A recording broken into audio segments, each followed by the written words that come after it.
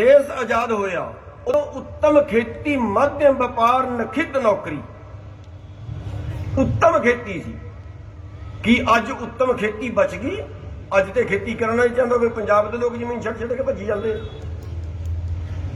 सारे देश खेती नहीं कोई करके राजी नहीं है। क्यों अज उत्तम खेती नहीं बची, फिर आप काहनूं कुर्बानियां दित्तियां। 1950 ਦੇ ਵਿੱਚ 1950 ਦੇ ਵਿੱਚ ਦੇਸ਼ ਦੀ GDP ਦੇ ਵਿੱਚ ਜਿਹੜਾ ਖੇਤੀ ਦਾ ਹਿੱਸਾ ਸੀ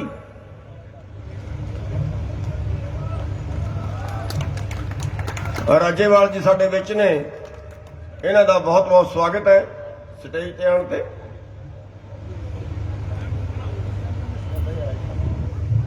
ਜਦੋਂ ਦੇਸ਼ ਆਜ਼ਾਦ ਹੋਇਆ ਦੇਸ਼ ਦੀ GDP ਦੇ ਵਿੱਚ देश की GDP ਦੇ ਵਿੱਚ खेती का हिस्सा 60% ਸੀ। ਅੱਜ देश की GDP ਦੇ ਵਿੱਚ खेती का हिस्सा मात्र 10%। ਇਹ ਕਾਨੂੰਨ लागू होने तो बाद बचेगा 6%। की फायदा होया पर सानू कुर्बानियां देने का।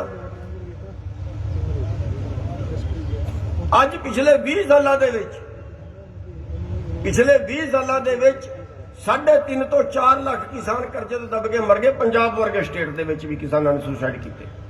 जिथे 3-3 फसलां होंदियां, जिथे MSP भी मिलता है, उत्थे भी पंजाब के किसानों ने भी सुसाइड किए। ये इनाम मिले तुहानूं देश नूं आजाद कराउण दा।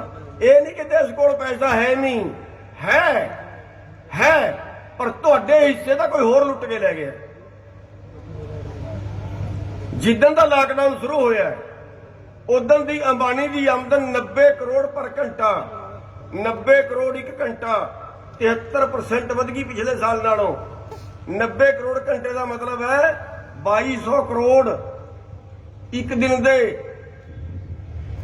2200 करोड़।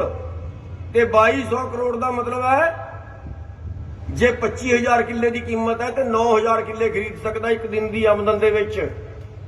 ते फिर ये 10 कुछ साल बाद अंबानी स्टेट होएगा, ये अडानी स्टेट होएगा, ये बाबा रामदेव स्टेट होएगा।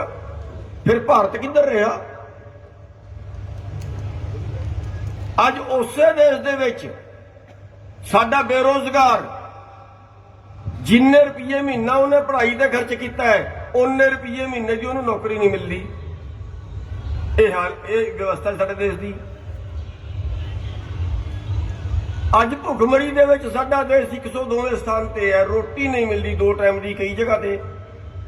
चलो पंजाब में तो रोटी मिल रही है पर कई स्टेटां च केवल रोटी नहीं मिलती। किथे खड़ गया पा के। देश दे विच पैसा है, जिन्ने कर्जे दे विच 7.5 लाख करोड़ का कर्जा जे एग्रो इंडस्ट्री का वखरा कढ़ीए सारे देश के किसानों के, जिहदे ते हर रोज 30-32 किसान मर रहे हैं, सुसाइड कर रहे हैं। इस तो 2 गुना कर्जा 15 लाख करोड़ रुपया अज देश का NPA है। जिहड़ा पूंजीपतियों ने लैके वापस नहीं किया तो ना तो लै भी नहीं सकते।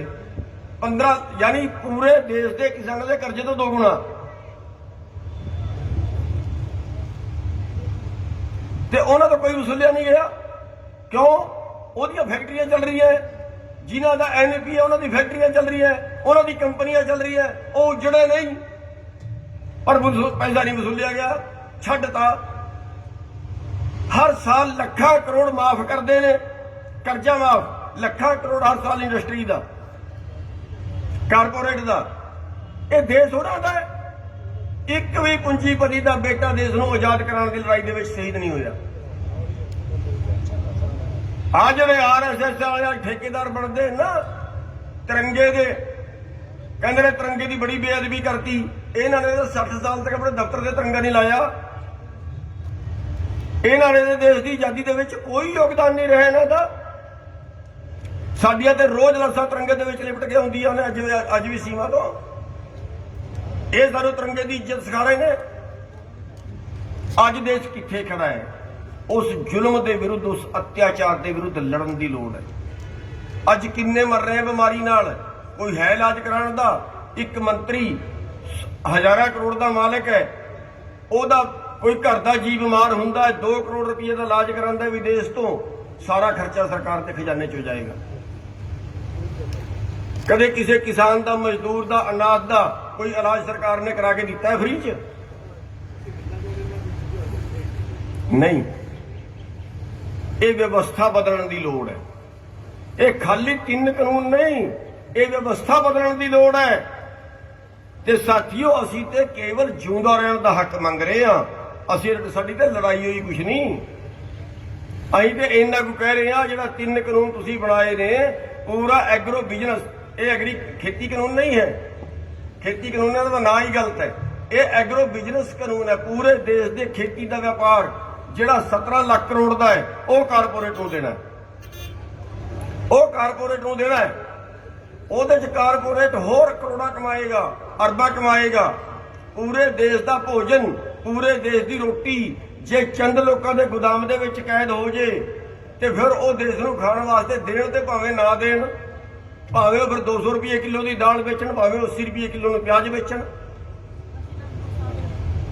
भोजन व्यापार नहीं हुंदा। भोजन तो उस मालक ने पैदा किया है। साडे ते गुरुआं ने कहा खुला लंगर लाओ, सारिਆਂ ਨੂੰ छकाओ, सारिਆਂ ਦਾ ਢਿੱਡ ਭਰੇ। ਇਹ ਕਹਿੰਦੇ नहीं, ਉਹ ਤੇ गोदाम च कैद होना चाहिए, जिहदी मर्जी जिन्हों मर्जी दो, जिन्हों मर्जी ना दो।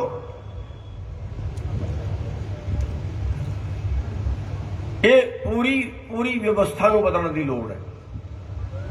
ਆਪਾਂ MSP की मंग की भी साडा हक है, साडी मक्की किलो नहीं खरीदी, साडी सूरजमुखी किलो नहीं खरीदी। इस बारी कणक ते होर 10 शर्तां लातियां। शांता कुमार कमेटी ने रिपोर्ट देती, हरियाणा पंजाब चो खरीद बंद कर दो। रोज टेलीविजन से बयान देंगे ने MSP है तो रहेगा। असी अमित शाह नूं सवाल किया सी कि तुसीं 23 फसलों की खरीदण की गारंटी देंदे हो सारे देश की? कहते नहीं दे सकते। फिर नहीं दे सकते टेलीविजन से क्यों बोल रहे? सारे देश में दसो असीं झूठ बोल रहे हैं। ते जिदन तो असीं MSP ते जोर पाया है, जिदन तो असीं MSP ते प्रेशर दिता है भी आ करो गल, इहदी MSP तुसीं दोगे कि नहीं दोगे, दसो सारे देश नूं, करो गल। उदन की गलबात ही बंद करती। 2 महीने हो गए गलबात वास्ते ही नहीं बुलाए। वो साडा सबर देख रहे किन्ना को लम्मा बैठ सकते। हुण तो असीं कहता भी असीं 2024 तक भी कैपेसिटी रखते हैं बैठण दी, ते ये ते कोई गल। पर निरा सरकार ये भी ना सोचे कि इसी तरह बैठे रहणगे। ये नहीं पता किदन उबाला आ जाए। उबाला आया बड़ा माड़ा हुंदा है। अजे साडे जख्मां ते नून छिड़कदे ने। कदे कहंदे ने 1 कौल दी दूरी है, कदे कहंदे ने असीं सारा कुछ वंडण वास्ते तैयार हाँ। ये किसान ही जिद्द ते अड़े होए ने। 11 मीटिंगां दे विच ਉਹ ਸਾਨੂੰ ਇਹ नहीं दस सके ਇਹਨਾਂ ਕਾਨੂੰਨਾਂ ਦੇ ਵਿੱਚ किसानों का भला किवें होएगा, किसान वास्ते किवें चंगे ने ये कानून, किसान की तरक्की किवें होएगी, किसान का आमदन किवें वधेगी इन्हां कानूनां दे नाल। 11 मीटिंगां दे विच नहीं दस सके ते सान उल्टा इल्जाम साडे ते लाउंदे ने। ते साथियों, इन्हां दे नाल मेरा ख्याल है 2-2 हत्थ होना ही पएगा, होर कोई चारा है नहीं। पर इन्ना भी ना करिया करो जिन्ना कोई कल करता। थोड़ा जिहा हौला रखिया करो, कपड़े कुपड़े ना कढ़िया करो। हरियाणे दे विच अजे इत्थे नहीं बस, ये बड़े बदमाश ने सिरे दे। इन्हां ने कहा 700 किसान पंचायत करांगे, किसान पंचायत करांगे, किसानों के पैरल अंदोलन के पैरल 700 पंचायत करांगे। किसान पंचायत करके असीं लोकां नूं दस्सांगे भी आ किसान गलत ने। असीं कहा असीं पहला दुखी बथेरे हैं, ना छड़ो तुसीं पंगा ना लिओ। हरियाणे का मुख्यमंत्री कहंदा सब तो पहला मैं करांगा। 2 बारी मैसेज भेजे मुख्यमंत्री जी प्रोग्राम कैंसल कर दो, साडे जख्मां ते नून ना छिड़को। कहंदा नहीं करांगा। असीं कहा फिर आ जाओ, सीधा हो के आई। जो हैलीकैप्टर आए तो लोग थल्ले ही पड़ गए हैलीकैप्टर में भी साडे उत्ते ही तार हो, लै गए वापस भजा के। उप मुख्यमंत्री आया, वो आने तो पहला हैलीपैड पटता।